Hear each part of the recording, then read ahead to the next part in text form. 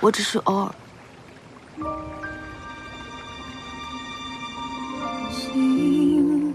我爱你。百转千回多少遍。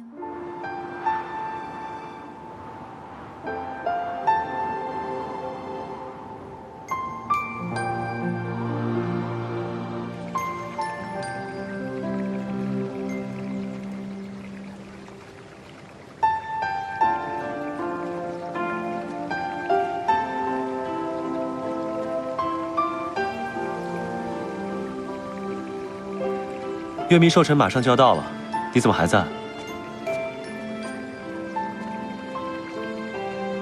月明的寿辰，又在做梦了。你愣着干嘛？过来啊！难得做一场梦，总不能一下就醒了，太不划算了。